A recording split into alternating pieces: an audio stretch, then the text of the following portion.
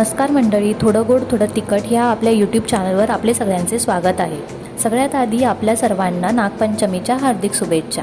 तर आज मी तुम्हाला पुरणाचे दिंडे कसे बनवायचे हे दाखवणार आहे। तर मग चला करूया सुरुवात। सर्वात आधी आपण एक पेला चणा डाळ चांगली धुवून घेऊ। त्यात गरम पाणी घालून चांगले 4 शिट्या येईपर्यंत कुकरमध्ये शिजवून घेऊ। कुकर थंड झाल्यावर शिजलेल्या डाळीतले एक्स्ट्रा पाणी गाळून काढू। आता एका गरम टोपामध्ये शिजलेली डाळ घालू, वरून चवीनुसार मीठ घालू, अर्धा पेला गूळ घालू आणि आवडीनुसार ड्रायफ्रुट्स घालून चांगले मिक्स करून घेऊ। वरून 1 चमचा तूप घालू आणि चांगलं मिक्स करून घेऊ।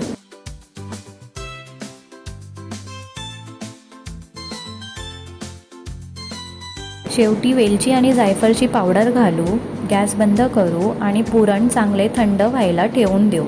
पुरण थंड होईपर्यंत आपण पीठ मळून घेऊ। गव्हाच्या पिठात थोडंसं मीठ घालू आणि थोडं थोडं करून पाणी घालून चांगलं मळून घेऊ। पीठ आपण चपाती करण्यासाठी जसे मळतो तसेच मळायचे आहे।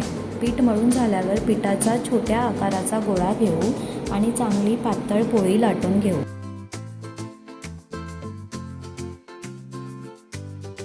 नंतर पोळीच्या मध्ये पुरण घालू आणि पोळी चारी बाजूने दुमडून घेऊ।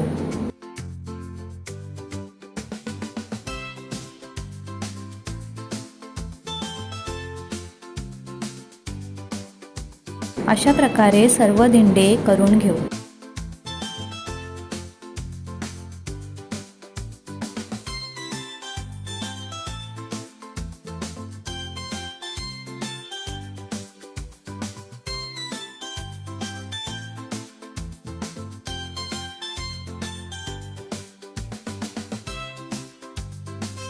आता आपल्याला दिंडे स्टीम करायचे आहे।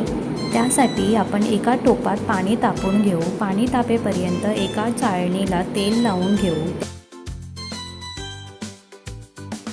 त्यात सर्व बनवलेले दिंडे ठेवू।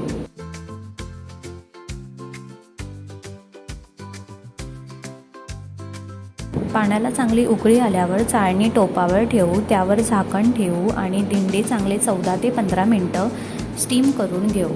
तुम्ही स्टीमरसुद्धा वापरू शकता। 15 मिनिटांनंतर गॅस बंद करू आणि दिंडे थोडे थंड करून घेऊ। रेडी आहे आपले पुरणाचे दिंडे। आता ह्यात आपण तूप घालू आणि सर्व करू। आज नागपंचमी निमित्त हे दिंडे नक्की करून पहा आणि रेसिपी कशी वाटली ते कमेंट करून सांगा। चॅनलवर नवीन असाल तर सबस्क्राईब करायला विसरू नका। चला मग पुन्हा भेटू पुढील रेसिपी सोबत।